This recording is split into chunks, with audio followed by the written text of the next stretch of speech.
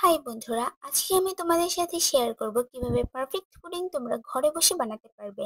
বন্ধুরা, তোমরা যদি আমার চ্যানেলে নতুন হয়ে থাকো তাহলে আমার চ্যানেলটি সাবস্ক্রাইব করে বেল আইকনটি বাজিয়ে দাও। তো পুডিং বানানোর জন্য প্রথমে আমরা 2 টেবিল স্পুন চিনি দিয়ে পানি ছাড়া ক্যারামেল তৈরি করে নিব। পানি ছাড়া ক্যারামেল করতে একদম সময় কম লাগে আর পারফেক্ট হয়। এরপর যে পাত্রে পুডিং বানাবো সেইটাই ক্যারামেল ঢেলে নিয়ে এটা ঠান্ডা হতে দিব। এরই মধ্যে আমরা বাকি উপকরণ প্রসেস করব। এবারে অন্য একটি পাত্রে আমি 4টা ডিম ভেঙে নিব। অবশ্যই এটি নর্মাল টেম্পারেচার হতে হবে, ফ্রিজেরটা সাথে সাথে নেওয়া যাবে না। এরপর আমি ডিমের সাথে অ্যাড করে নেব 3 টেবিল স্পুন চিনি আর একটুখানি ভ্যানিলা এসেন্স। আপনাদের হাতের কাছে যদি ভ্যানিলা এসেন্সটি না থাকে, আপনারা এলাচের গুঁড়োটাও ব্যবহার করতে পারেন। এতে করে আর ডিমের গন্ধটা আসবে না। এবারে এই পুরো মিশ্রণটি ভালো করে ফেটিয়ে নিতে হবে।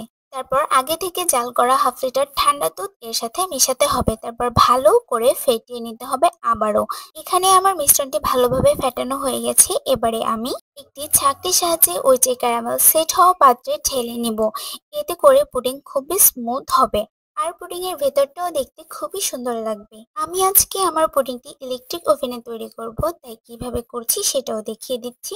1 লিটার ফুটন্ত গরম পানি ওভেনের পাত্রে দিয়ে এবারে 220 ডিগ্রি সেলসিয়াস রেখে 45 মিনিট আমি এটাকে ওভেনে হতে দিব। চাইলে আপনারা এই পুডিংটি চুলার প্রেসার কুকার রাইস কুকারেও তৈরি করতে পারেন।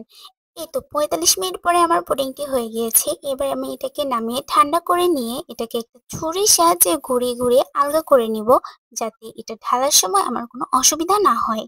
এবারে যে পাত্রটিতে আমি পুডিংটি ঢেলে নিব সেটা এই পাত্রের উপরে রেখে খুবই সাবধানতার সাহায্যে আমি বাটিটা উল্টিয়ে নিব। মাশাআল্লাহ, আমার পুডিংটা এত সুন্দরভাবে সেট হয়ে গিয়েছে, এত সুন্দর দেখতে হয়েছে। আর কেটে দেখাচ্ছি তোমাদের বন্ধুরা, ভেতরটাও এত স্মুথ, একদম পারফেক্ট হয়েছে। আর খেতে তো মাশাআল্লাহ অনেক সুন্দর হয়েছে, সবাই আমার অনেক প্রশংসা করেছে। তোমরা আমার রেসিপিটি ফলো করে একবার বাড়িতে বানিয়ে দেখতে পারো, প্রশংসা কুড়াবে তোমরাও। বন্ধুরা, ভিডিওটি ভালো লাগলে লাইক, কমেন্ট, শেয়ার আর সাবস্ক্রাইব করতে ভুলো না।